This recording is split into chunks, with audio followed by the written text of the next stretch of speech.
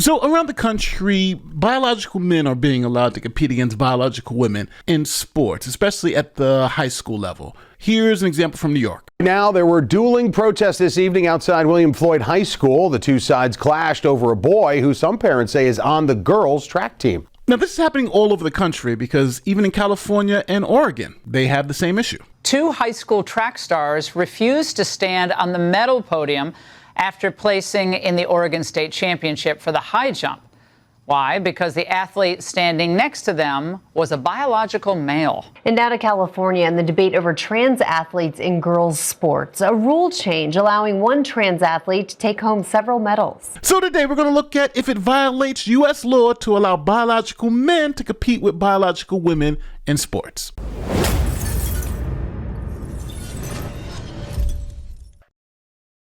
All right, so I have to start the story off with federal law known as Title IX. Now, it's a federal civil rights law passed as part of the Education Amendments of 1972, which state no person in the United States shall, on the basis of sex, be excluded from participation in, be denied the benefits of, or be subjected to discrimination under any education program or activity receiving federal financial assistance. Now, before Title IX, sports at the grade school level and the collegiate level were strictly male-based. Some schools would allow women to join the males team if they could compete against the men, and other schools would just not allow women to compete against the men at all. Then most schools just had a one-team policy, essentially saying, hey, we'll have one volleyball team. And if a woman's good enough to join a volleyball team, that's fine. But if she's not, it doesn't happen. And many, many times, women were not able to participate in the sport they wanted to. And that's simply because of the biological difference between men and women. We've known this for millions of years. Men are faster, stronger, and are able to compete at a higher level physically than women. Now, understanding the biological differences, Title IX was put into place to even the playing field, allowing for men's sports, but also allowing for women's sports. Women would be able to compete against other women in a fair competition, and men would be able to compete against men. Now, it's important to note that Title IX doesn't stop women from competing on men's teams. It only actually stops men from competing on women's teams. That's why sometimes you'll see stories of women playing on, let's say, a men's football team. All the Vanderbilt kickers had to go into quarantine. So the goalie for the women's soccer team stepped in. Sarah Fuller made history as the first woman to play in one of the Power 5 conferences. I just love that moment where I wish I was there when she got the call. They handed her the helmet. They were like, get in there. I love it. I just love this story. But we have to remember that she's not the first woman to play in a college football game. That actually happened right here in Oregon in 1997. So let's take a look back in the KGW vault. Liz Heaston will line up at the 10-yard line. The nation is watching and listening. The soccer player from Willamette University in Salem, Oregon. She's ready. She's been practicing all week. The snap is low. Joey sets it down. It's up. The flag's fly. It's good, but there's a flag on the field. I think you're going to get offside the Linfield, so that baby's going to count. No pressure. How about the pressure of that kick?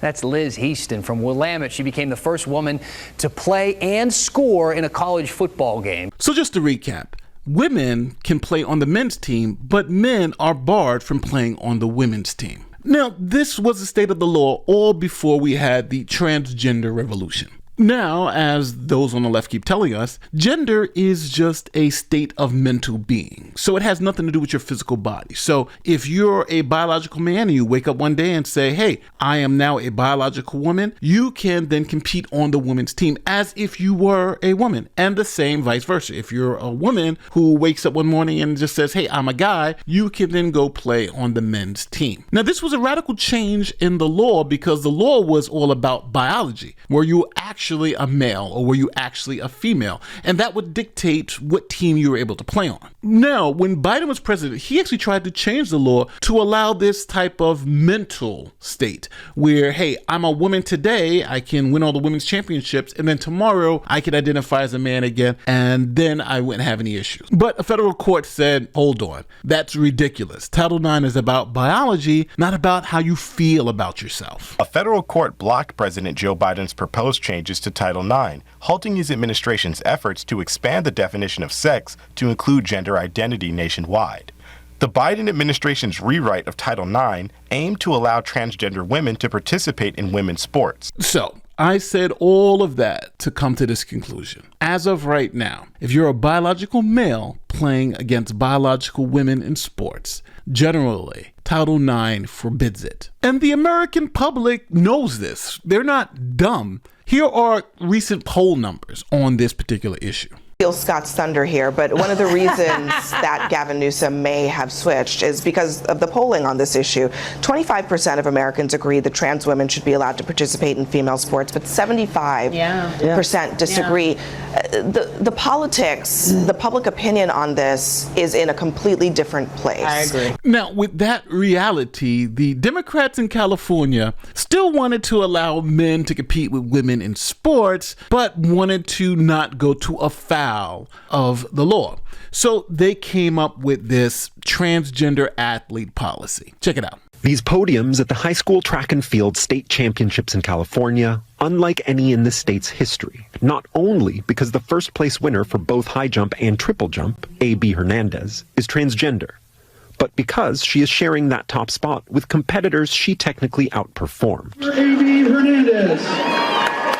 It's the result of a first-of-its-kind rule change from the California Interscholastic Federation, or CIF, which allows, quote, biological female athletes to compete and potentially earn the same medal that a trans athlete wins. So that's a complicated way of saying if the trans athlete wins the gold medal, as she did in this particular competition, they're going to give her a gold medal, and they're going to give the biological athlete also a gold medal. Essentially, the gold medal for AB Hernandez, who is transgender, is a participation trophy. Hey, you are the best man in the women's category. The U.S. Justice Department filed a lawsuit against the state of Maine over its policy on transgender athletes. U.S. Attorney General Pam Bondi says Maine is discriminating against women by allowing trans athletes to compete in women's sports. She claims the practice violates Title IX, which prohibits sex-based discrimination, saying she refuses to let it continue. The Department of Justice will not sit by when women are discriminated against in sports. This is about sports. This is also about these young women's personal safety.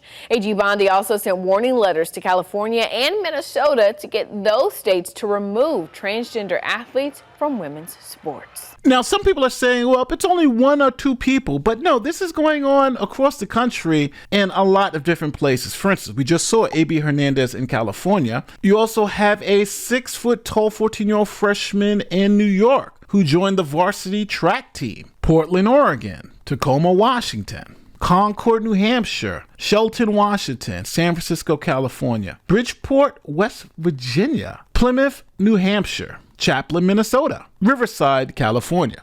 Now, I want to be very, very clear with my opinion here. If you want me to call you Miss instead of Mr. or vice versa, I won't do that. If you want me to call you by a different name, I don't mind doing that. All within reason. But I think there are some things you cannot change. You can't change the biological differences between men and women. And pretending that there are no differences because someone feels like a woman is ridiculous. And we all know it's ridiculous. And 75% of the country seems to agree with that proposition. Now, I want to ask you guys, what do you guys think about California's fix to this particular situation? Because California essentially has said, hey, if you're a trans person, you're going to compete in the women's category. If your medal, we'll give you a medal, but the real winner would be the biological woman. Your medal would just be a participation medal. Or do you believe that biological men should be barred from women's sports totally? There should be no participation medal. If you're a woman, you compete with the women. If you're a man, you compete with the men. Let me know how you feel in the comment section about this. My name is Nate the Lawyer, and I'm going to see you in the next one. Peace.